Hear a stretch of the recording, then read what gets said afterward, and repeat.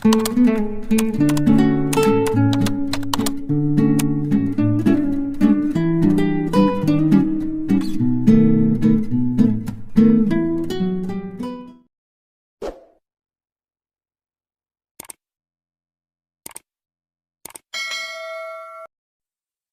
pagbaba nila sa eroplano, mainit na hangin agad ang sumalubong sa kanila ng kanyang anak na si Lucas. Ang suot nila kanina ay makapal na jacket, ngayon nakasilid na sa kanilang maleta. Naglakad sila palabas ng airport. Naghihintay sa waiting area ang ina niya, kasama ang kanyang half-brother.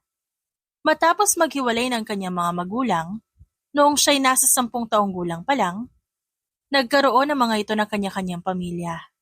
Habang siya naman, naiwan sa pangangalaga ng kanyang lola hanggang sa makapag-asawa. Noong nakaraang taon lang, pumanaw ito. Hindi siya nakauwi para sa libing dahil kapapanganak niya pa lang sa kanyang anak at hindi siya pwedeng bumiyahe. At kung nagtataka kayo kung nasa ng ama ng anak niya, sumakabilang bahay na at kasal na siguro ito ngayon sa iba. Dahil bago siya umalis ng bansa, nakabuntis ito ng ibang babae. Naghiwalay sila because he cheated on her. Bumalik kasi ang first love nito, kaya nagparaya siya dahil ayaw niyang lumaki ang bata na walang ama. Nag-file siya ng annulment na lingid sa kaalaman nito at pagkatapos naglaho siya ng parang bula. Without his explanation, para ano pa? Para utuin siya? Sadly, after a month living in the US, nalaman niya ring 2 months na siyang buntis. Kaya ayon, anak niya naman ang walang ama. Anak! Napangiti siya ng malawak na makita ang masayang mukha ng kanyang ina na kumakaway sa kanila. Katabi ng kanyang ina ang kanyang half-brother na si Zeke na may ngiti rin sa labi. Nang makalapit, mahigpit siya nitong niyakap. Humiwalay lang nang umungot ang kanyang anak dahil naipit. Mahina silang natawa, lalo na nung sumimangot ito. Ito na ba ang apo ko? Ang cute-cute, manas sa lola. Pinanggigilan nito ang pisngi ng apo at paulit-ulit na hinalikan sa buong muka. Bugnot na bugnot ang muka ng anak niya. Magkasalubong pa ang kilay. Hindi niya tuloy maiwasang maisip ang dating asawa. Ganon din kasi ito kapag naiirita. Napailing siya. Bakit niya ba naisip ang taong yon? Baby? Bless Lola? Mahinang sabi niya. Tinitigan ng anak niya ang kanyang ina, pilit na kinikilala. That's Lola Awi. Nang makilala ang Lola Awi, agad nitong tinaas ang kamay para magpakarga. Mahinang natawa ang ina niya sa inakto ng apo. Tumingin siya sa kapatid at binigyan ng saglit na yakap. Ito na ang nagdala ng maleta niya patungo ng sasakyan. Mabuti naman at pumayag ka, anak. Akala namin di ka na uuwi, given by the past. Humina ang boses nito sa huling salita. Alam ng magulang niya at ibang kamag-anak ang ginawa niyang pakikipaghiwalay kay Mateo. Pero hindi niya sinabi ang rason ng kanilang hiwalayan kasi ayaw niya magbago ang tingin ng mga ito kay Mateo. Kasi kahit pagbali-balik na rin ang mundo, naging asawa niya ito at ama pa rin ng anak niya. Ngumiti siya rito ng tipid. Bakit naman hindi? Namiss ko rin kayo at gusto ko ipakilala si Lucas sa lahat at wala na sa akin yun, nasa past na yun. Though hindi naging madali para sa kanya ang pagbalik sa bansa na nagdulot sa kanya ng matinding sakit, lalo lang nitong pinaremind sa kanya ang nakaraan. Mahirap magpanggap na wala na ang sakit. Kung ang totoo naroon pa rin to, tanging magagawa niya na lamang harapin ang realidad. Pagdating nila sa bahay ng kanyang ina, sumalubong sa paningin niya ang masasarap na pagkain na nakahain sa mesa, na halos lahat paborito niya, adobo, ginataan, at afritada. Welcome back, Agatha. Nakangiting bati sa kanya ng Tito June, ang bagong asawa ng kanyang ina.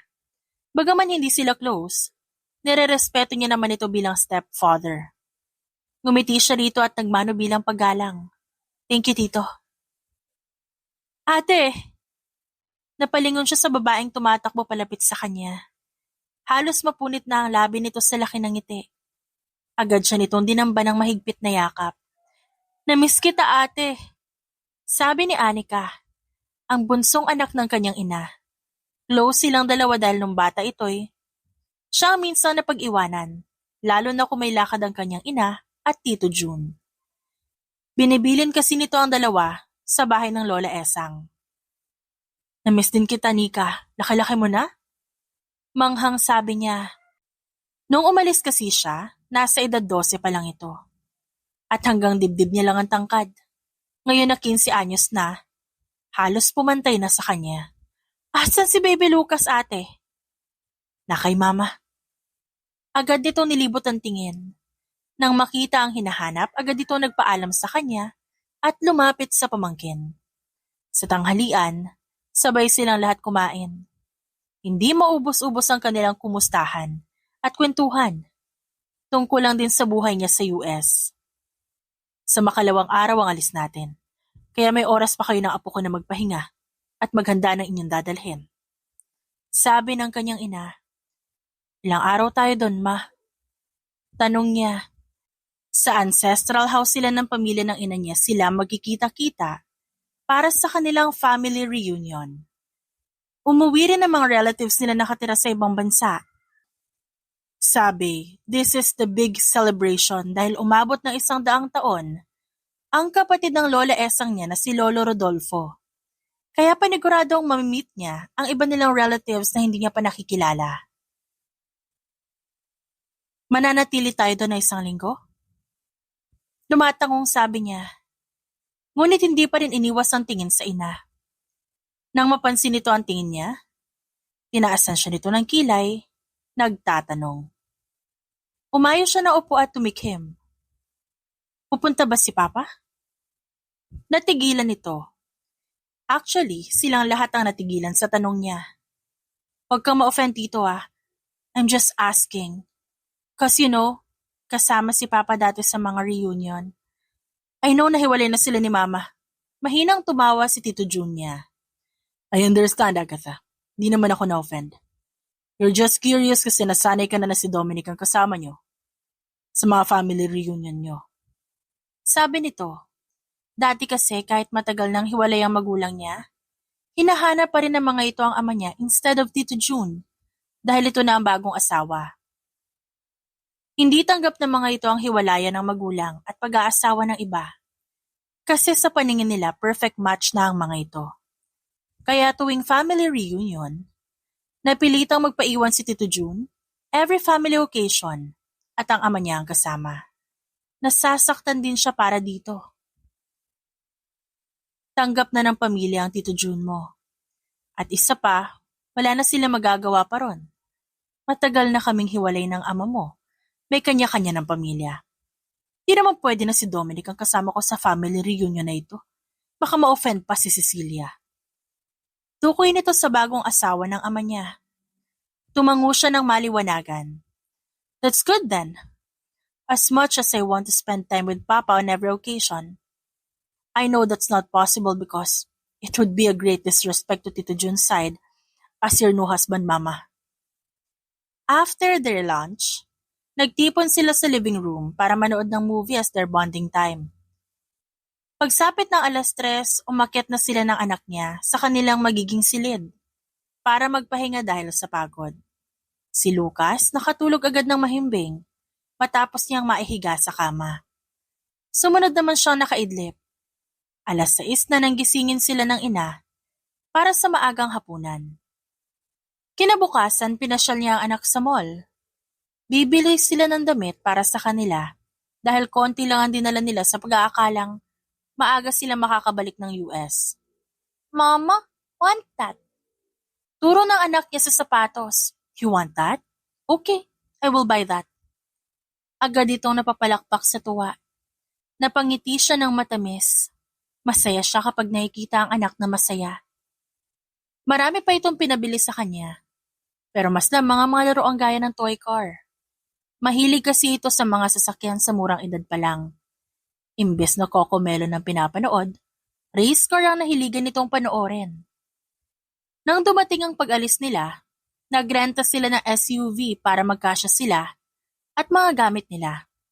Umabot ng 3 oras bago sila nakarating sa ancestral house. Agatha! How are you? I miss you! Sinalubong siya ng mahigpit na yakap ni Aliyah, isa sa mga kaklose niyang pinsan. Gumanti rin siya ng yakap dito. Bias naman, I miss you too. Nang maghiwalay sila, dumapo ang tingin nito sa anak niyang mahigpit ang kapit sa kanyang kamay. Nanlalaki ang mata nito. Oh, who's this cutie baby? Dumukwang ito para pantayan ang taas ng anak niya. Anak ko, si Lucas. Malakas na napasinghap si Aliyah at mabilis na napatingala sa kanya. Are you for real? Eksahirada nitong komento. Mahina siyang natawa at tumango. Mahina niyang pinisilang kamay ng anak, kaya umangat ang tingin nito sa kanya. Baby, meet your Tita Ali. Tiningnan lang ng anak niya ang pinsan. Hindi ngumiti o nagpakita ng kahit anong emosyon na ikinasimangot ng huli. Ang suplado parang si Mateo lang eh. Nakangusong reklamo ni Aliyah. Siya naman ang natigilan ng banggitin nito ang pangalan ng dati niyang asawa. Hindi niya alam kung anong tamang ire-react. Nang makita ni Aliyah ang kanyang reaksyon, mas lalo itong napasinghap. No way! Tipid siyang tumango bilang kumpirmasyon. But how? I'm 2 months pregnant nung umalis ako. Sa US ko lang din nalaman. God, I can't believe this. Look at him, carbon copy talaga ng ama. Mapait siyang umiti.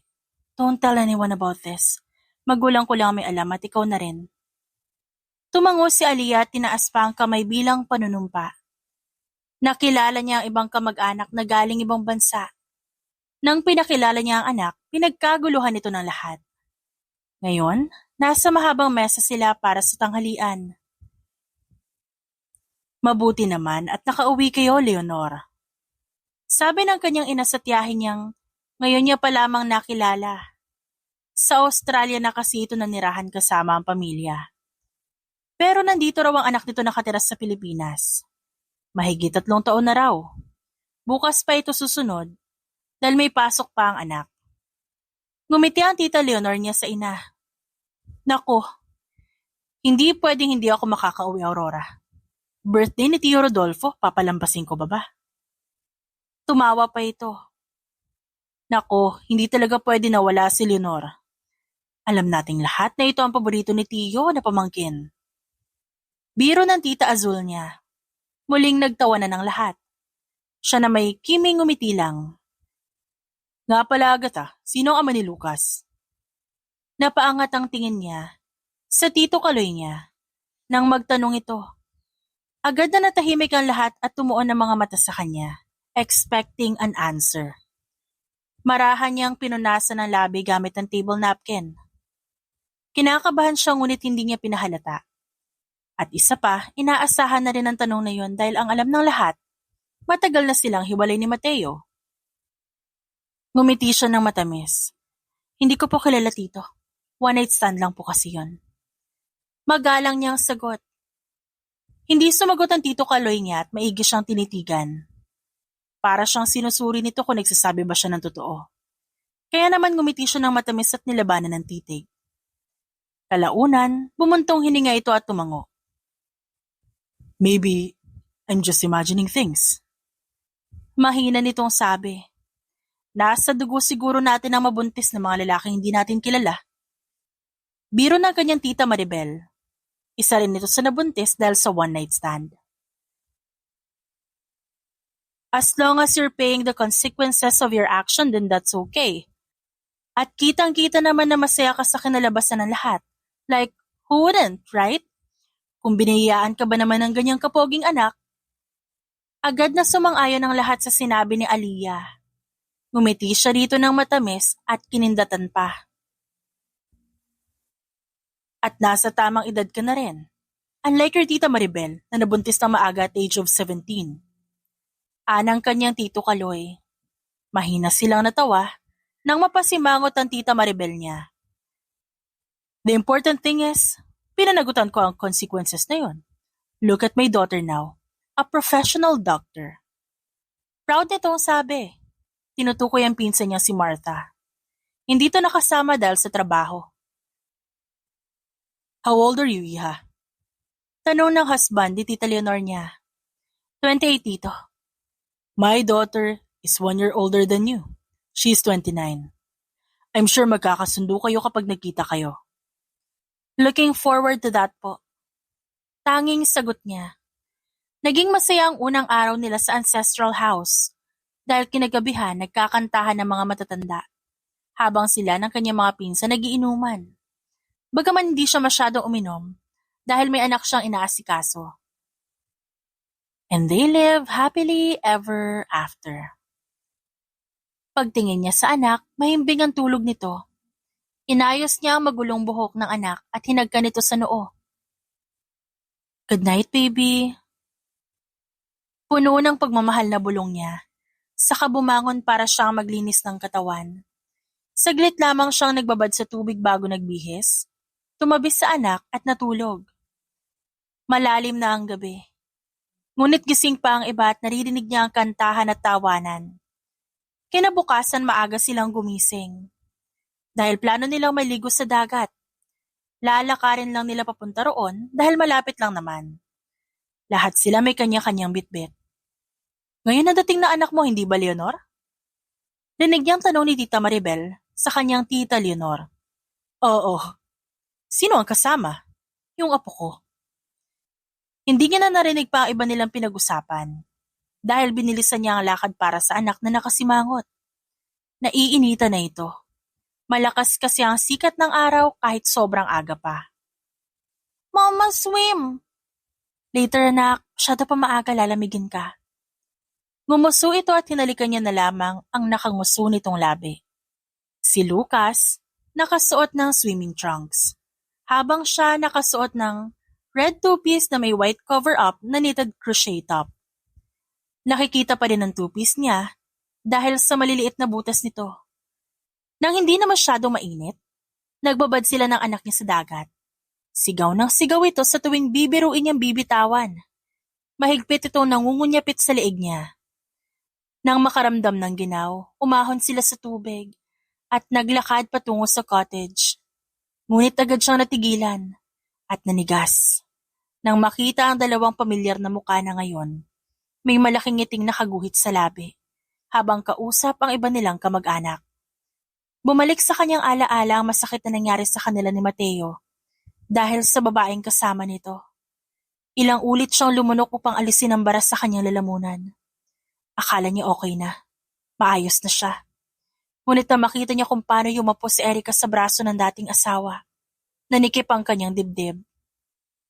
Suminghap siya at naramdaman niya ang hapong-hapo niyang dibdib na parang naubusan siya ng hangin. Mama? Nabalik siya sa ulirat nang marinig ang inosenteng boses ng anak. Nang tingnan niya ito, sumalubong sa kanya ang inosente nitong mga mata.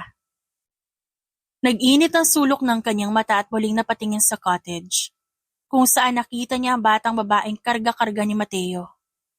Hindi niya nakayanan at nagmadaling umalis habang karga ang anak. Pigil na pigil ang sariling huwag maiyak sa harap ng anak. Awang-awa siya, hindi para sa kanyang sarili kundi para sa bata. Mama, where are we going? Ngumiti siya ng pilit sa anak. Bathroom baby, magbabanlaw lang saglit si mommy. Nang makapasok sila sa CR, agad niyang nilock yun. At binaba ang anak na ngayon inosente lamang siyang tiningnan. Sad, mama? Kinurap-kurap niya ang mata para sana pigilan ang sariling huwag umiyak. Ngunit kahit anong pigil niya, kusa na yung tumulo. Kinabig niya ang anak at humagulhol ng iyak sa balikat nito. I'm sorry baby. Sobrang bigat ng dibdib niya nang makita ang eksenang yon. Sila dapat ng anak niya ang kasama nito. Si Lucas sana ang karga-karga ni Mateo. Sinapo niya ang mukha ng anak na ngayon, luhaan na rin ang mga mata. I promise, ibibigay ko sa'yo lahat para hindi mo na siya hanapin pa. Hindi natin siya kailangan, anak. Tayong dalawa lang sapat na. Mama! Humihikbi nitong sabi. Hinalikan niya ang anak sa noo. I love you, Lucas. Lucas, love you too, Mama.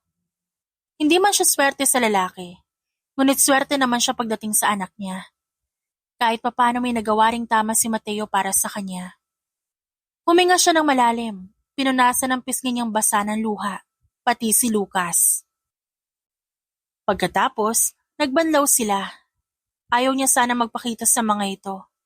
Ngunit alam niyang hindi habang buhay matatakasan niya ang nakaraan.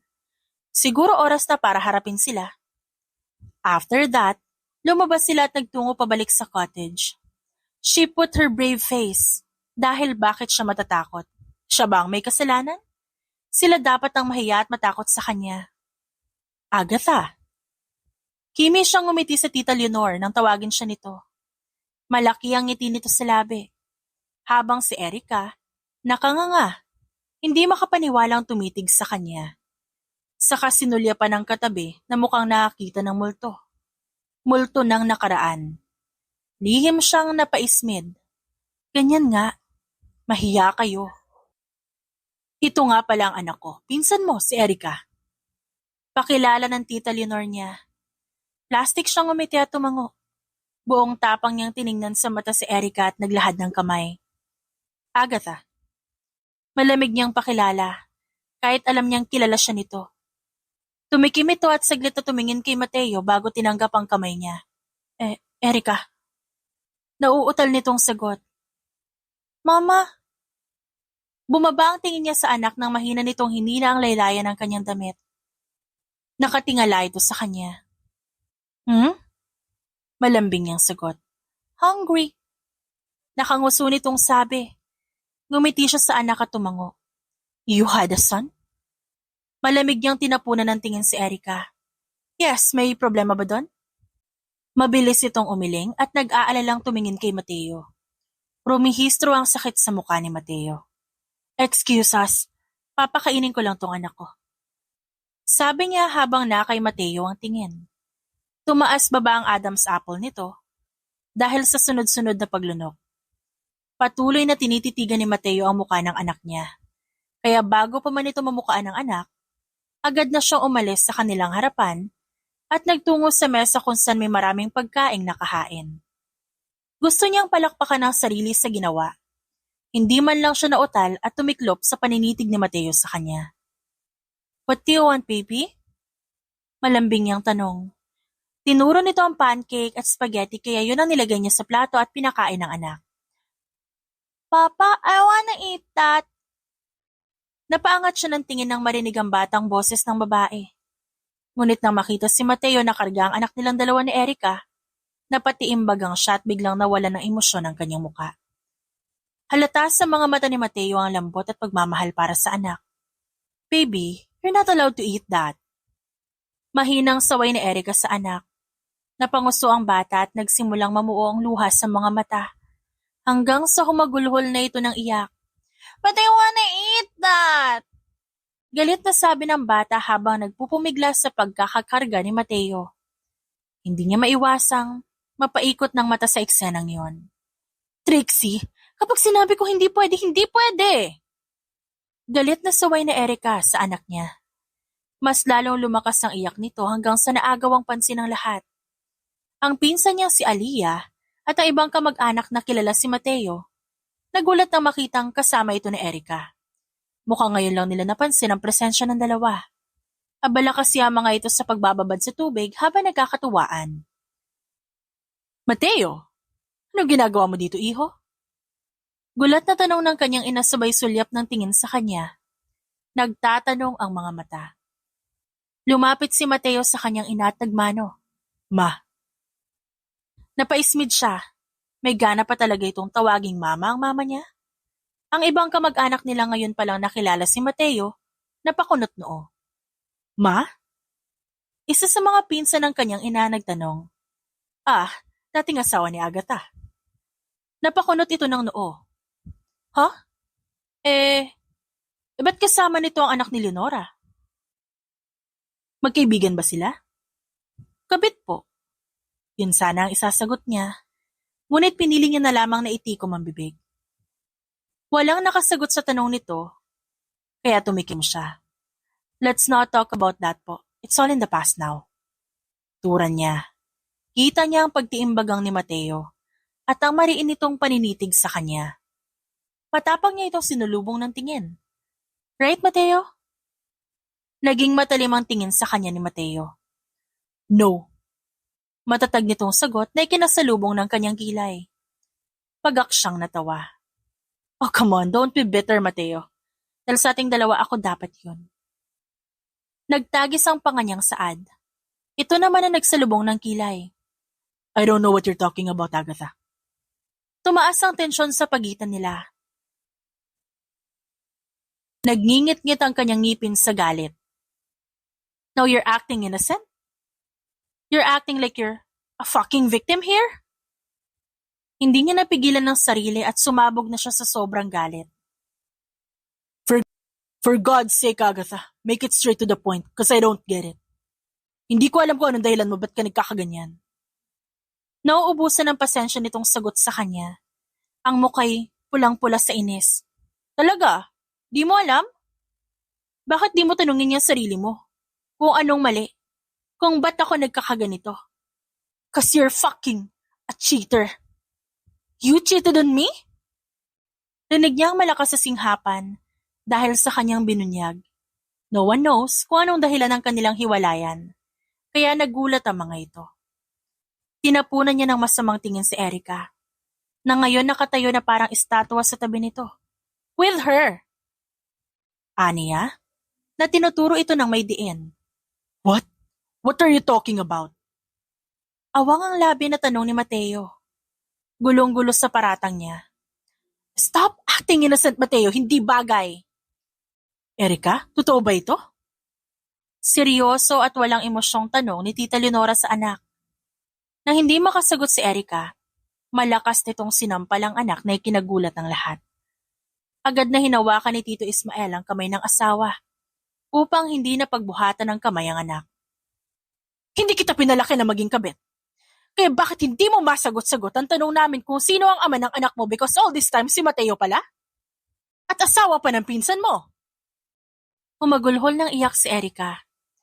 Mabilis naman itong kinabig ni Mateo at nilagay sa likuran, pinoprotektahan. Parang kinurot ang puso niya sa nakita. Mas lalo lamang lumala ang galit niya sa dalawa. Si Aliyah nasa tabi niya, pilit siyang pinapakalma. Habang ang anak niya ay nakay Anika at nilayo sa kanila. Maging ang anak ni na Erica, dinala rin.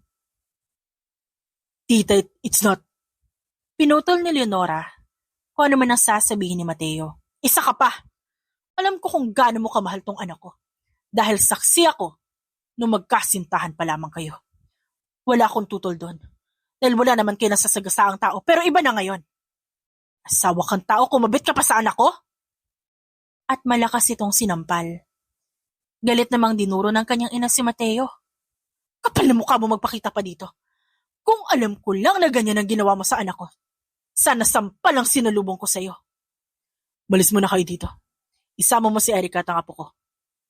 Sabat ni Tito Ismael habang nakay Mateo ang tingin. Walang bakas ng emosyon sa mukha nito. Dad, let us explain please. Sinubukan ni Erica na abutin ang kamay ng ama. Ngunit tinabig lamang yun ni Tito Ismael. Leave for now, Erica. Hayaan mo muna kami makapag-isip. We never expected this from you. Mahinahon ngunit puno ng pagkadismayang sagot nito sa anak. Pain and betrayal was written on Erica's face, habang si Mateo, puno ng pagsusumamo siyang tiningnan sa mga mata. Ang tanging nagawa niya, umiwas ng tingin. Huminga ng malalim si Mateo.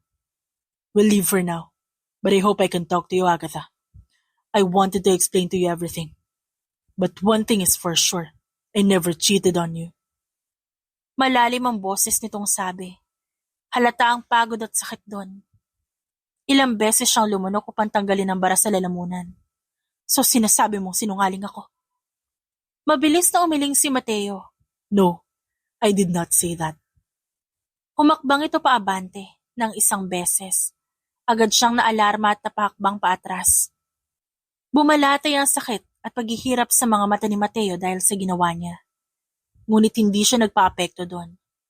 Nagpapaawa lang ito para patawarin niya. Bumuka ang kanyang bibig, pero wala siyang salitang masabi.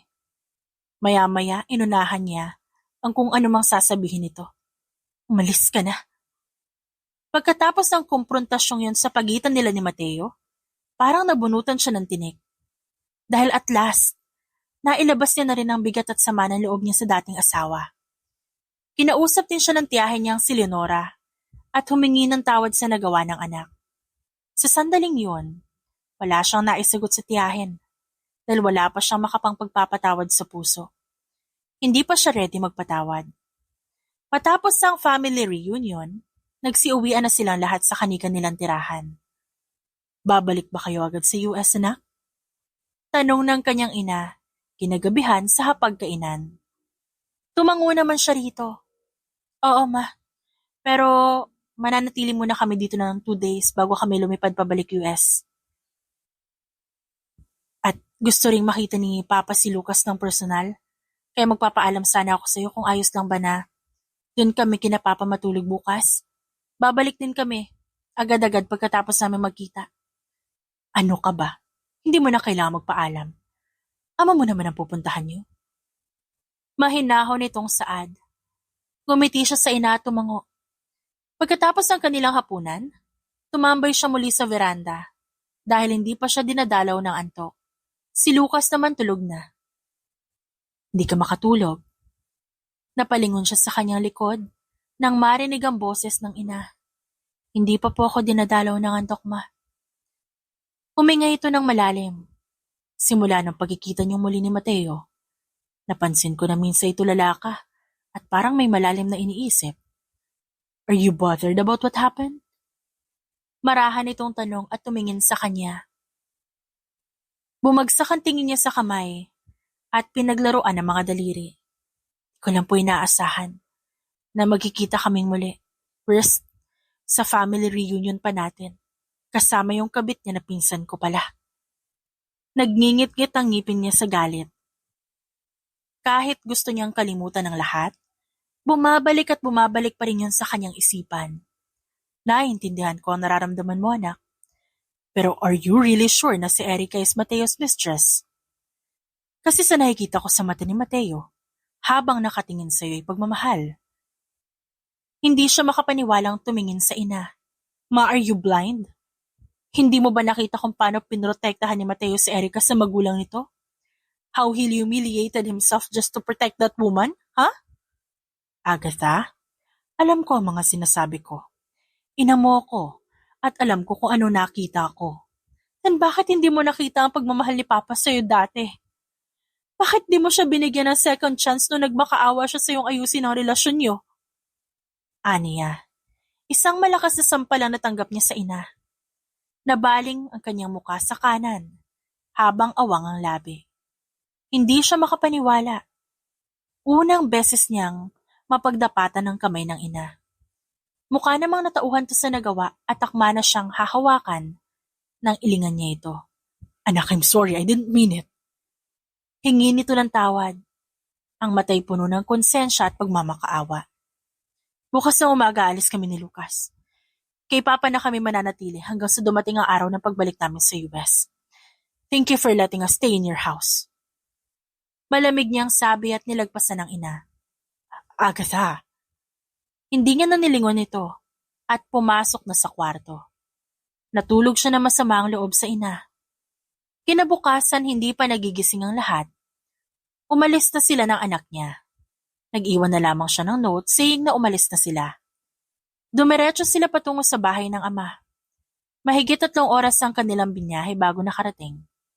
Pinagbuksan sila ng gate ng katulong. Ang stepmom niyang si Cecilia ang sumalubong sa kanya. Malaki ang ngiti nito at tuwang-tuwa nang makita si Lucas. Nagbeso silang dalawa habang si Lucas naman nagmano. Mabait si Cecilia, kaya magaan ang loob niya rito. How are you, Agatha? Mukhang hiyang ka sa ibang bansa. Look at you, so beautiful. Mahina siyang natawa sa sinabi nito. Sus tita, binobola niyo naman po ako eh. Anong bola? I'm just telling you the truth. Let's go inside na. Yung papa mo, pababa na rin yun. Tumango siya. Ang kanyang gamit ay dinala ng kasambahay papasok. Habang si Lucas, kinuha nito sa kanya At ito na ang bumuhat habang papasok sila ng bahay. Cute-cute naman itong apo ni Mamila. Nakangiti na lamang siyang pinagmamastan ang mga ito habang nakasunod. Masaya siya na itinuring nitong tunay na apo ang kanyang anak. Well, mabait naman talaga ito kaya hindi nakataka-taka.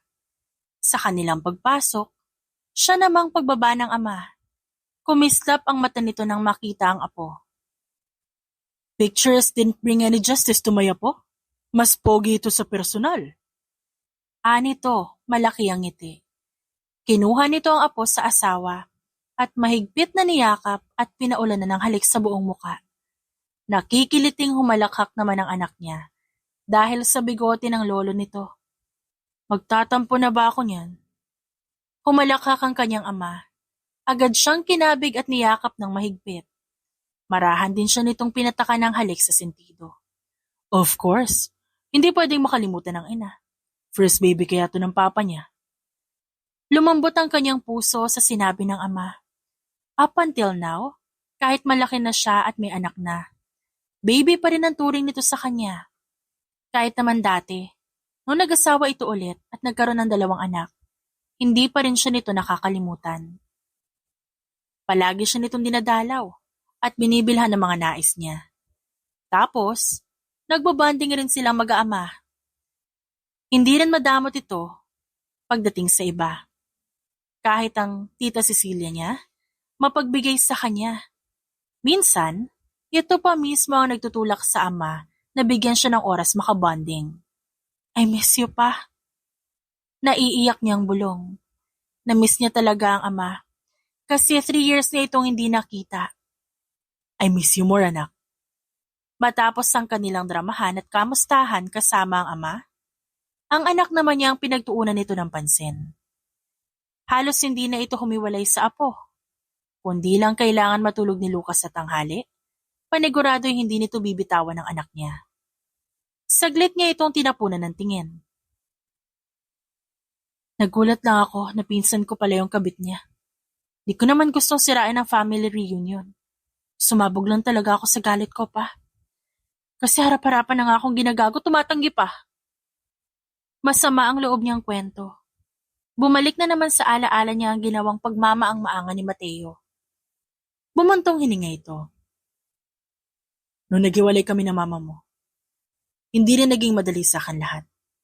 Kasi ang pagmamahal ko sa mama mo nandun pa din. Siya lang talaga sumuko. Nawalan ng gana sa relasyon namin. Nawalan siya ng pagmamahal. Naisip ko, siguro dahil palagi ako abala sa trabaho at minsan ko lang kayo. Pati siya, nabibigyan ng oras. Mapupungay ang mata niyang tinignan ng ama, kita ang pait at panghihinayang sa mata nito. Ngunit nawala rin agad at napalitan ng ngiti. Kaya pinalaya mo siya. Singit niya sa mahinang boses. Doon tumango ang kanyang ama. Alam mo anak, minsan, kahit gaano mo pa kamahal ang isang tao, kung ito na mismo ang aayaw, wala ka na ibang magagawa kundi palayain to. Kasi kung ikukulong mo siya, masasakal mo. Hanggang sa hindi mo na namamalayan, nasasaktan mo na pala ang taong mahal mo.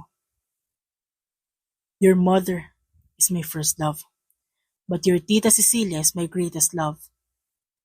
Nanikip ang dibdib niya sa realisasyon. Kahit pala talaga mahal mo ang taong yun. Kung di kayo para sa isa't isa, hindi talaga uusad.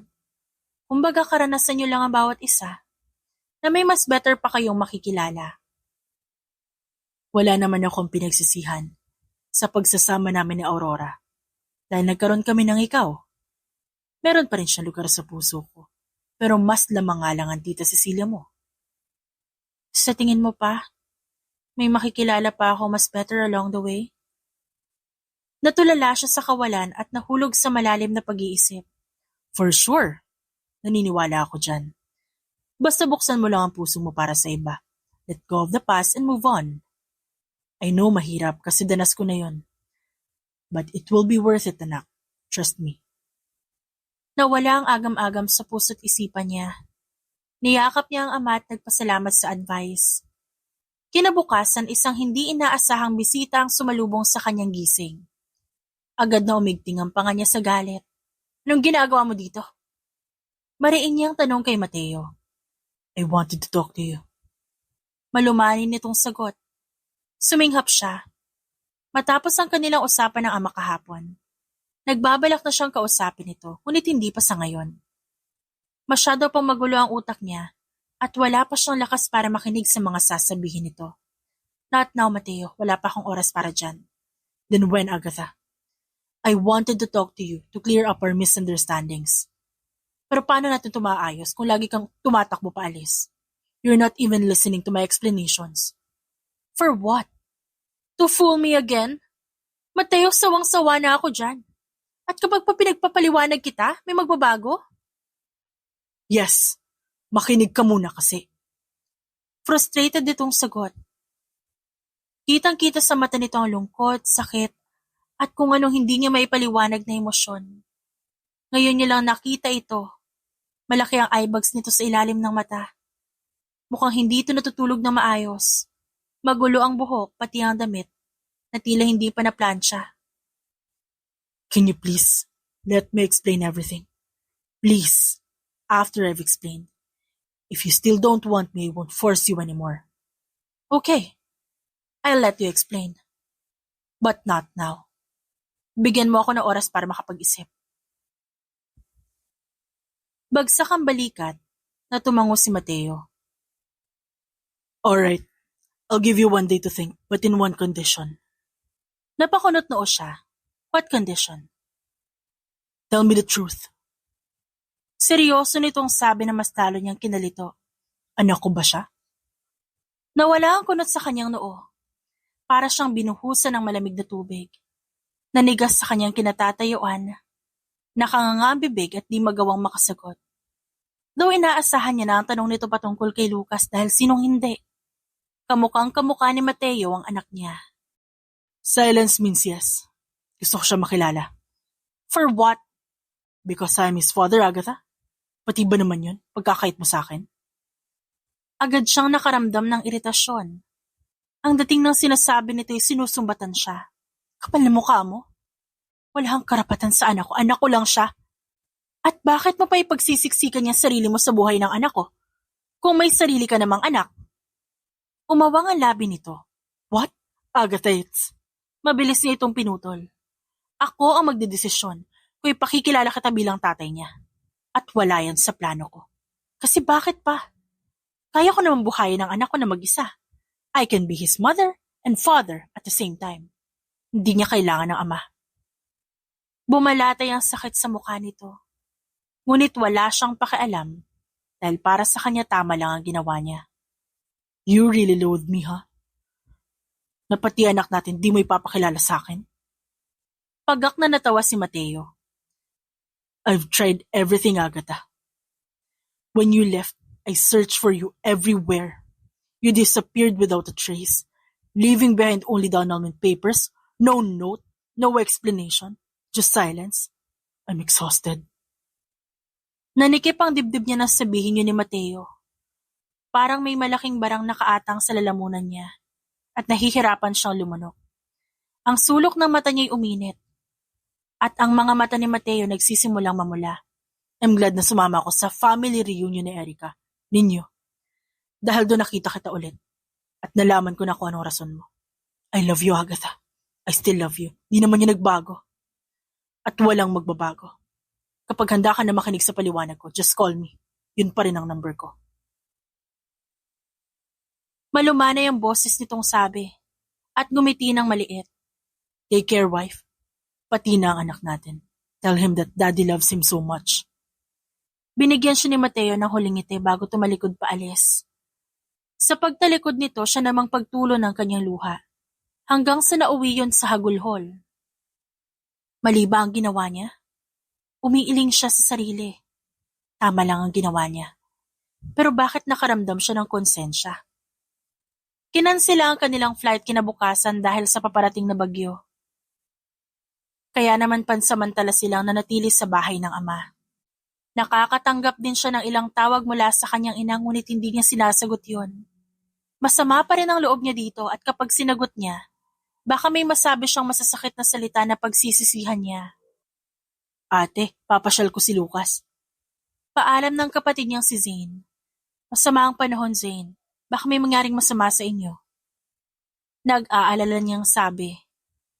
Bagaman di naman malakas ang bagyo at mukhang ulan-ulan lang. Ngunit natatakot pa rin siya.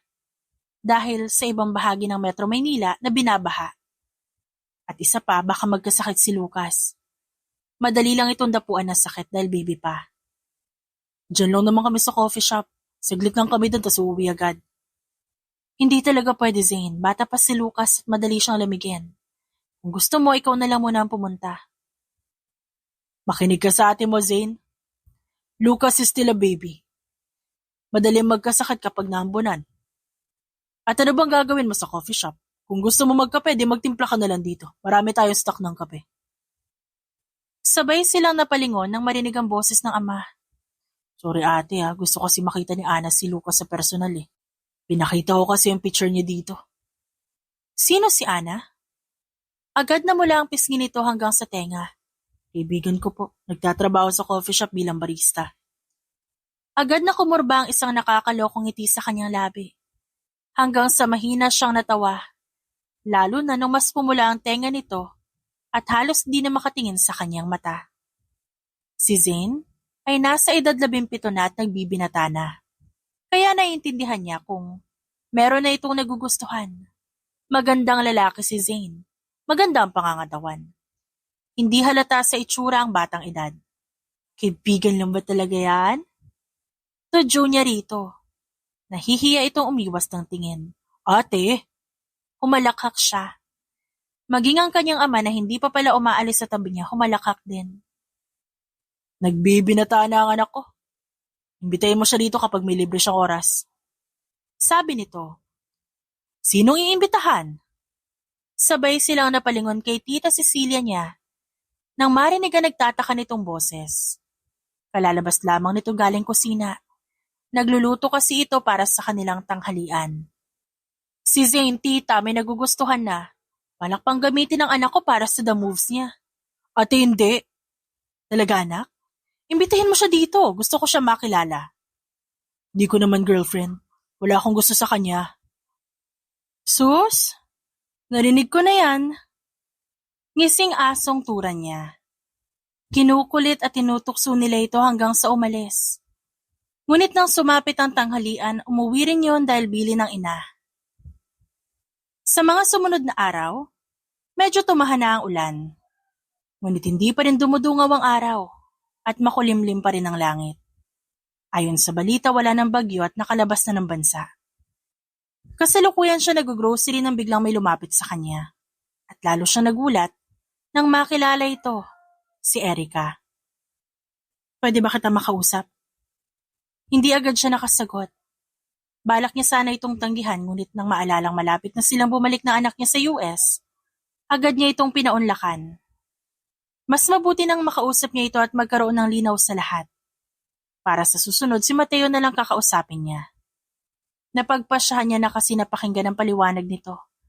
Bago siya bumalik ng US nang sa gayon magkaroon sila ng closure. Sa isang coffee shop malapit sa convenience store, sila nagtungo.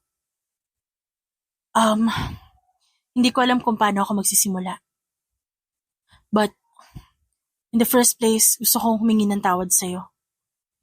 Not because of your accusation of infidelity, but because of the relationship that ruined because of me. Or should I say, because of the secret I've been keeping. Agatha, Mateo loves you so much, and he would never betray you. I'm just part of his past. There's nothing between us since the two of you got together and got married. And I didn't come back to take him away from you, because we both moved on. We both chose to part ways because our love for each other was gone. Sinasabi mo ba to para patawarin kita? Kayo? No, I will never do that. Please listen to me. Naging malungkot ang mukha ni Erica. Yes, I'm a mistress. Siya naman ang umigting ang panga. Sinukbit niya ang bag sa balikat at kinuha ang groceries. Sa kuya niya. Mabilis nitong sabi na ikinakunot ng kanyang noo. Nakarehistro sa kanyang mukha ang pagtataka. Mukhang nabasa naman ito ang reaksyon niya dahil tipid nang umiti si Erica. Kabit ako ng kuya niya. Bigla siyang natigilan at umawang ang labi. Halos malaglag ang panga niya sa binunyag nito. Hindi siya makapaniwala sa nalaman. Ang puso niya'y malakas ang kabog. It was a mistake. Mahinang sabi nito, halos bulong na lang sa sobrang hina.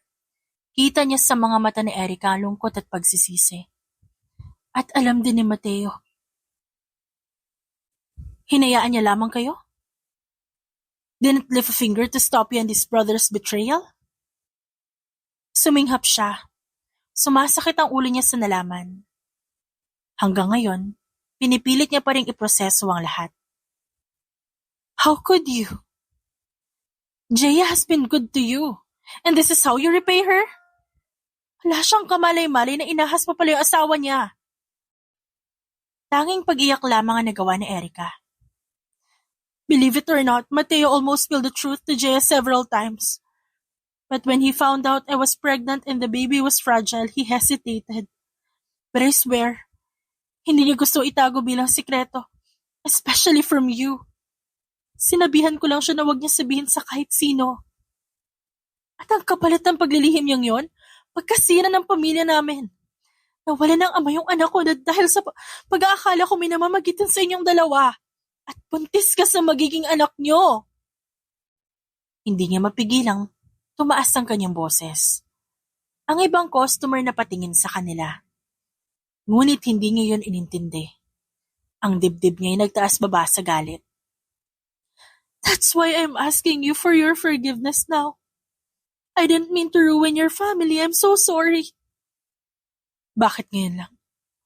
I had no idea that I was the reason behind your sudden disappearance. When I learned the truth, my conscience was eating me away. And I couldn't sleep.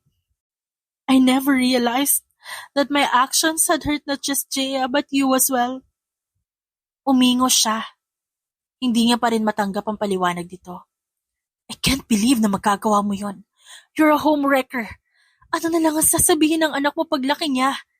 Na anak siya sa labas at maninira ng pamilya ang ina niya? Niyuko ni Erica ang ulo at mahinang umiyak. Ano naman ang ginawa ni Kuya Oliver? As far as I remember, mag-asawa pa rin sila ni Jaya ngayon. Hindi niya kami pinanindigan. Binantaan niya akong sasaktan kapag magsusumbong ako kay Jaya. He even suggested to abort the baby, pero hindi ko magawa. Hindi ko kayang ipalaglag ang anak ko. Kaya si Mateo ang pansamantalang umako sa responsibilidad ng kuya niya. Siya ang tumayong ama ni Trixie. Kinagat ni Erica ang pang-ibabang labi. Hindi ko naman inakala magkakaanak kayo that time. Huwag kang mag-alala, itatama ko ngayon lahat. I will tell them everything because they deserve to know the truth. Hindi na ako magpapadaig sa takot. I am truly sorry for my actions which affected your marriage with Mateo. And instead of being dad to your son, sa anak ko siya nagpakaama. Agatha, please, forgive Mateo for lying to you. He didn't mean to. When you left, I witnessed everything he went through. He'd searched for you. He didn't stop looking for you. He even knelt in front of your parents just to find out where you are.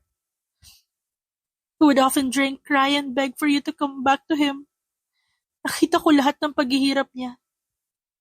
Nanikip ang kanyang dibdib nang maisip na ginawa ng lahat ng yun ni Mateo para lang mahanap siya. At di niya maiwasang makaramdam ng lungkot at pagsisisi. Kung tutuusin, wala naman talaga itong kasalanan sa nangyari. Ngayong nalaman niya ang tunay na dahilan, hindi niya mapigilang isipin na sana'y kinausap niya ito ng masinsinan at nakinig sa paliwanag bago siya nagdesisyong iwan to. Ngayon kasalanan niya kung ba't nawala ng ama si Lucas. Pabigla-bigla siya ng desisyon. Siya ang talagang tanga. Umuwi siyang wala sa tamang pag-iisip. Maraming what-ifs at panghihinayang sa puso't isipan niya. Kung hindi ba siya umalis, masaya kaya sila ngayon? Kung nakinig ba siya, hindi masisira ang pamilya nila? Agatha, are you okay? Nabalik siya sa ulirat ng marinig ang mahinahon at nag-aalalang boses ng tita Cecilia niya. Tipid siyang tumango rito at ngumiti. May iniisip lang po. You can always talk to me, okay? I'm like a second mom to you. and I treat you like my own daughter. Whatever weight you're carrying on your shoulders, I hope you can find a way to overcome it. Nandito lang kami ng papa mo. Kinagat niya ang pang-ibabang labi nang uminit ang sulok ng kanyang mata. I felt guilty, tita. I've ruined the family I worked so hard to build over baseless accusations and suspicions. When I got married, I vowed to myself that I would do everything to give my children a stable and loving home. That they would not experience the same broken family I had. But I failed. It was all my fault. I'm not sure if I can ever forgive myself. I judged Mateo quickly without hearing his side, and now that I know the truth, nahihiya ako. Umiiyak niyang sabi. Marahang hinaplos ni Tita Cecilia ang kanyang likod. Maybe you had a fault too. But I won't blame you either. Your husband kept a secret from you. Given their history, it's understandable that you may think they had a relationship. Knowing they're each other's first love makes it even more suspicious. Your mistake was making a decision without thinking it through. You should have confronted him and asked for an explanation. But what's done is done. So all you can do now is forgive. Forgive him and forgive yourself. Work on fixing your marriage. Payo nito. You think, tita, maayos pa namin to? Maybe if co-parenting? Yes, pero yung sa amin, di na siguro. Well, how would we know if we won't figure it out? May laman nitong sabi. Dahil sa masinsinan nilang pag-uusap ni Tita Cecilia, nagkaroon ng kaliwanagan sa isip ni Agatha. Ngayon, kikitain niya si Mateo upang makausap ito, kahit alam niya na ang buong kwento. Gusto pa rin niya ito makausap. Siguro para magkaroon sila ng closure at pag-usapan ang kanilang setup bilang magulang ni Lucas. Tinawagan niya ito kaninang 3:00 ng hapon at sinabing magkikita sila ngayong gabi para pakinggan ang paliwanag nito. Napagpasyahan nilang magkita sa isang restaurant. Pagdating niya naroon na si Mateo. Mabilis na tumayo si Mateo at pinaghila siya ng upuan, bagay na ikinagulat niya. Hindi niya inaasahang ipaghihila siya ng upuan sa kabila ng hindi nila pagkakaunawaan. Salamat. Nahihiya niyang sabi. I've already ordered our food, but if there's something else you'd like, feel free to order more. Sabi nito sa malumanay na tono. Umiling naman siya. No, wala na. Tumango si Mateo habang nakatutok pa rin ang tingin sa kanya. Let's just wait for a minute. Kita niya ang pagsuri ng mata ni Mateo sa kanyang muka. Kaya hindi niya maiwasang makaramdam ng pagkailang. Matapos ang 3 taon, ngayon lamang ulit sila nakalapit ng ganito sa isa't isa, na tanging mesa lamang ang nakaharang sa kanilang pagitan. Inaamin niya, may parte sa kanyang pusong namimiss ito, lalo na ang pagiging malambing nito sa kanya. Tumikim siya dahil hindi niya dapat naiisip yon. Matagal na silang hiwalay. Wala na siyang karapatan pa.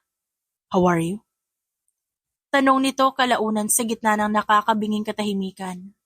Siya lang ba? Pero ramdam niya ang lungkot at pangungulila nito.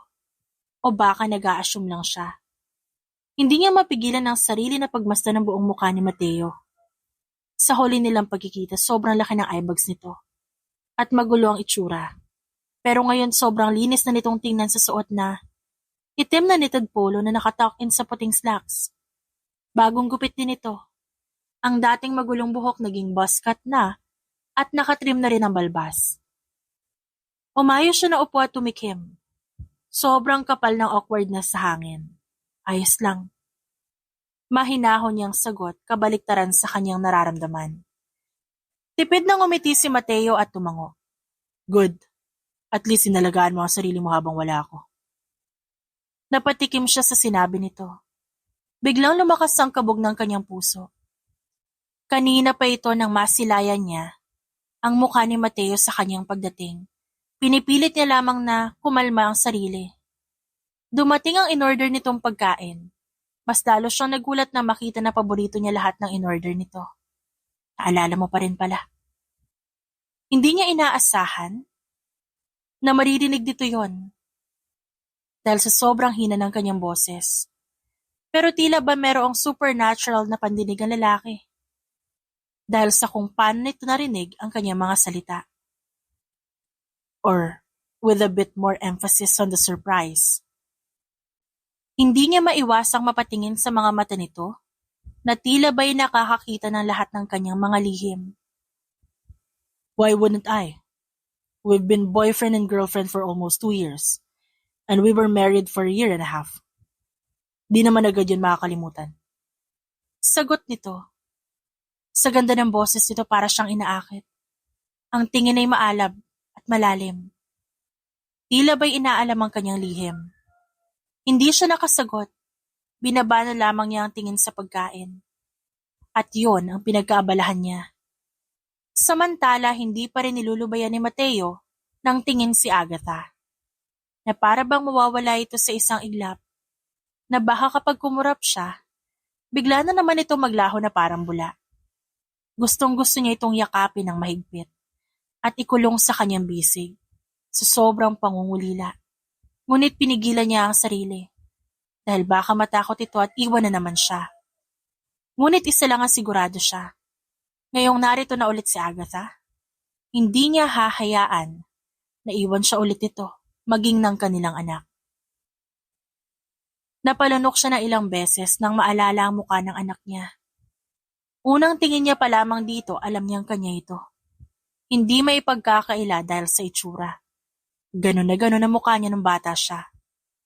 Kumain muna sila bago pinag-usapan ng pakay.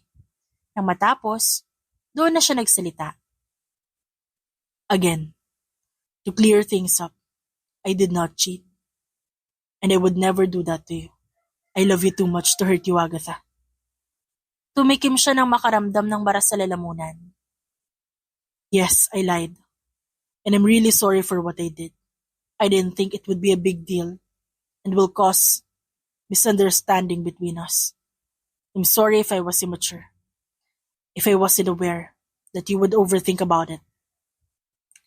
Huminga siya ng malalim. Erica and my brother Oliver.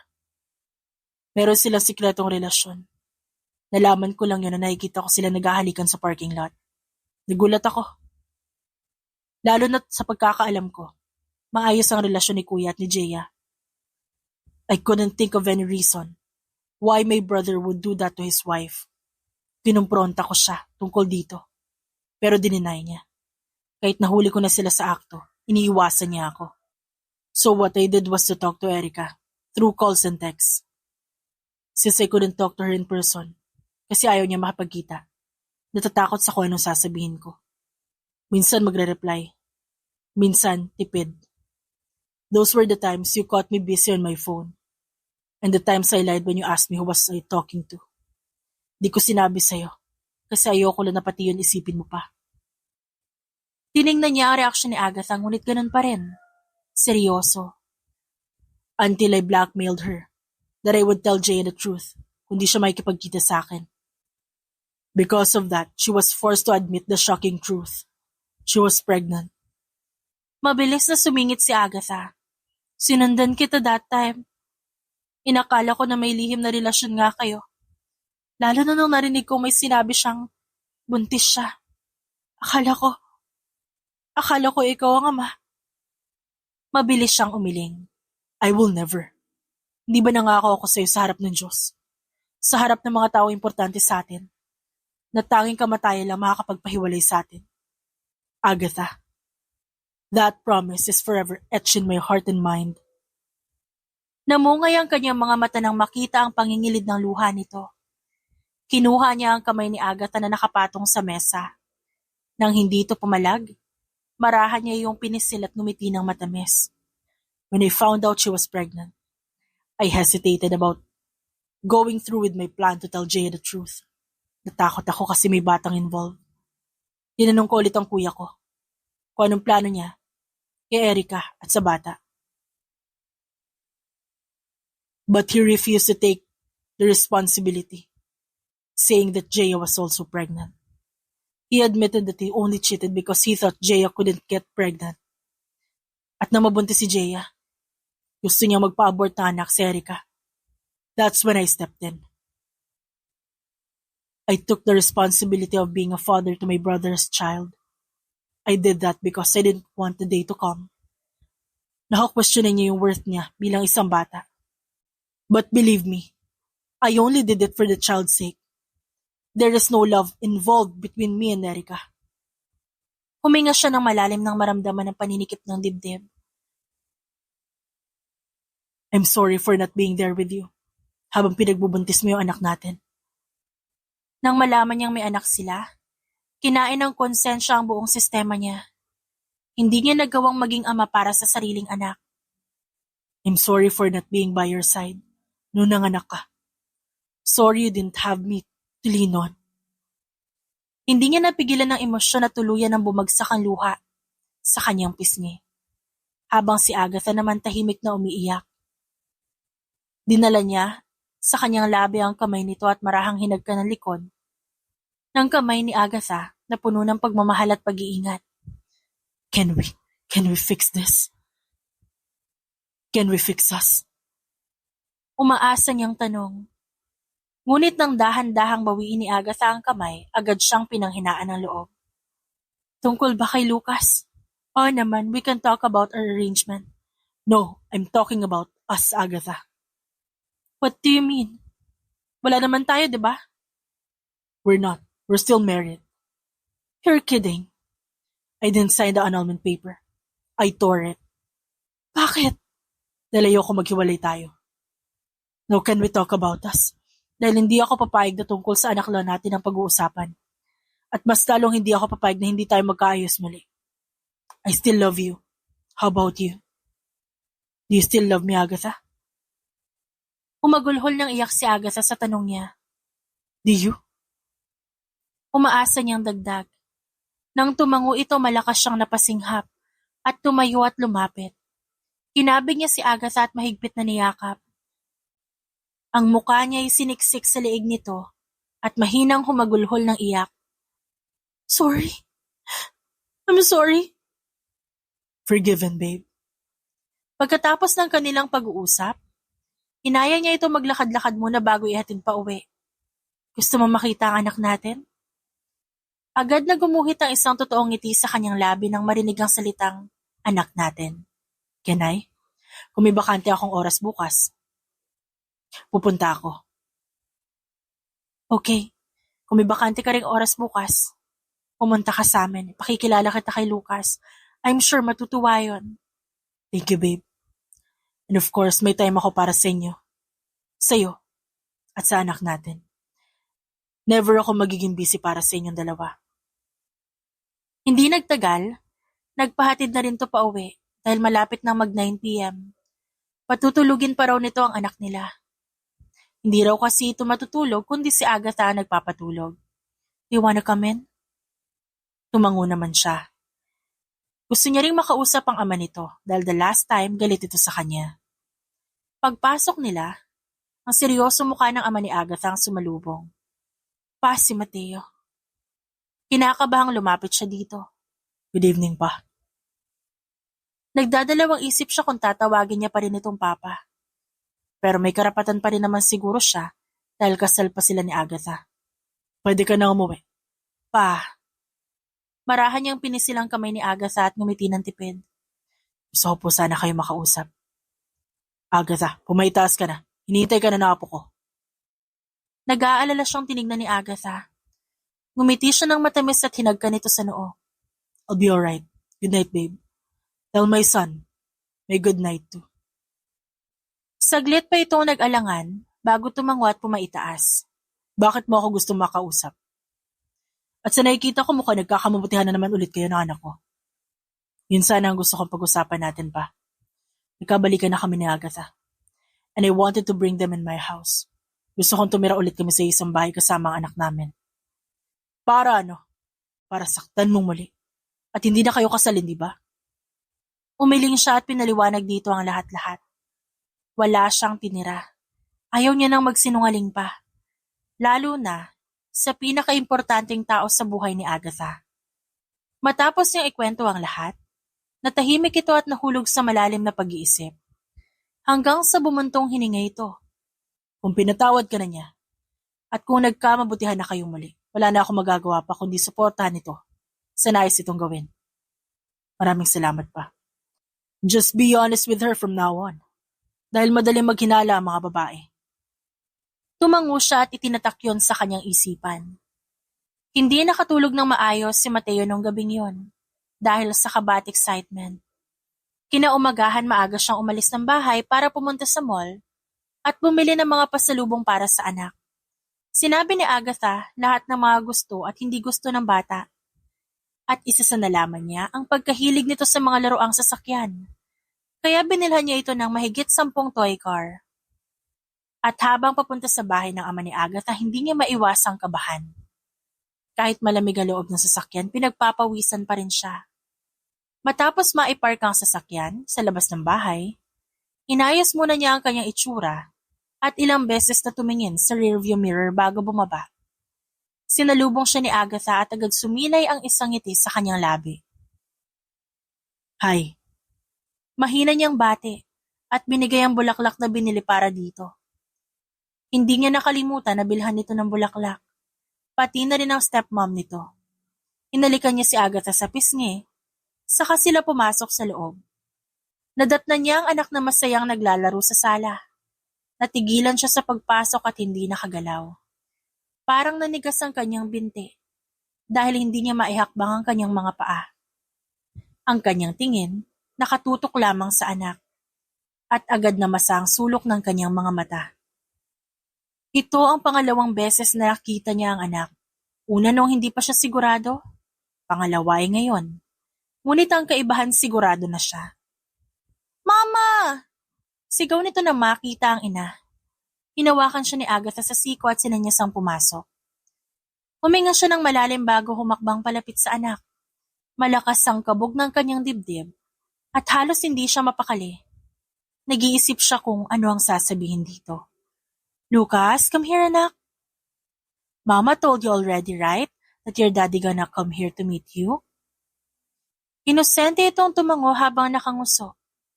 Hindi niya alam kung naiintindihan ba nito ang sinabi ni Agatha dahil 2 taong gulang pa lang ito. Pero sabi ni Agatha, matalino ang anak nila at mabilis makaintindi. Well, Daddy's here. Agad na lumiwanag ang mukha nito sa tuwa. Daddy? Excited itong tanong habang malaki ang ngiti. Tumango si Agatha at hinawakan ng nanlalamig niyang kamay at ipinakilala sa anak. Lumapit ito kay Mateo at agad na yumakap. Daddy? Mama? Tada? Naninigurado nitong tanong sa ina. Nang tumango si Agatha, agad itong lumapit at muling yumakap sa kanya. Hindi siya agad nakapag-react dahil sa gulat, ngunit na makabawi siya. Yumakap siya sa anak ng mahigpit. Nang marinig ang mahina niyang hikbi, kumalas ito at nag-aalala siyang tiningnan. Daddy, okay? Mas lalo siyang naiyak sa marahan nitong boses. Yeah, Daddy's okay. I'm just happy. I love you, buddy. Lucas, love you to Daddy. Mas lalo siyang naiyak doon. Nanikip ang puso niya. Hindi dahil sa sakit, kundi dahil sa tuwa. Nang tingnan niya si Agatha, umiiyak na rin to. Kinarga niya ang anak at tumabi ng upo kay Agatha. At kinabig niya ito palapit at marahang pinatakan ng halik sa noo. Maging ang kanilang anak. I love you both.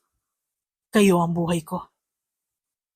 Ang makilala at makasama ang anak, isa sa pinakamasayang nangyari sa kanyang buhay. At ngayong kasama niya na ang mga ito, hindi niya nabibitawan ang kanyang pamilya. Habang buhay na silang mananatili sa kanyang tabi.